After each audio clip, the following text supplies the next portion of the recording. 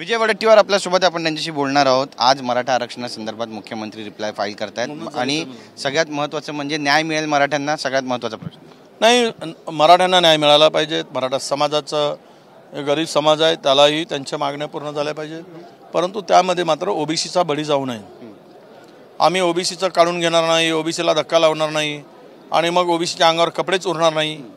आम्ही मग म्हणणार की आम्ही धक्का कुठे लावला, कपडेच काढलेत, अशी पण पाळी येऊ नये। त्यासाठी जे काही करायचं असेल ते सरकारने करत असताना गरीब ओबीसी समाजाला न्याय देत असताना, आपल्या मराठा समाजाला न्याय देत असताना ओबीसीच्या हक्काचं संरक्षण करावं।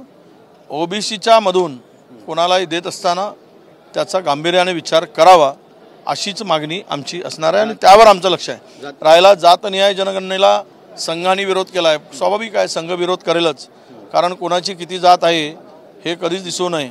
पण यातून मात्र आरक्षणाचा प्रश्न जो आहे, जो तिढा आहे, तो यातूनच सुटणार आहे आणि यासाठी जातनिहाय जनगणना करणे आवश्यक आहे। कोणाची किती संख्या आहे, कोणाच्या किती संख्येनुसार कोणाला काय दिलं गेलं पाहिजे हे तेव्हाच ठरेल जेव्हा ही जातगणना होईल। बिहारने केलं, मग महाराष्ट्राला का जमत नाही असा पण प्रश्न आहे। नाही, आम्ही मागे लागलो आहोत, पण आता बिहारची सरकार ही बहुजनांची होती, इथली सरकार जरा वेगळ्या विचाराची आहे। ही बहुजनांची सरकार नाही आहे, बहुजनांचं शोषण रक्त पिणारी सरकार आहे।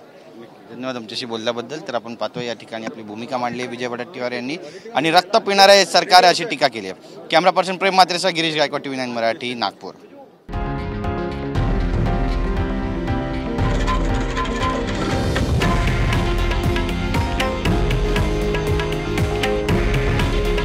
हे आहे देशातील नंबर 1 न्यूज नेटवर्क आणि आपण पाहत आहात TV9 मराठी।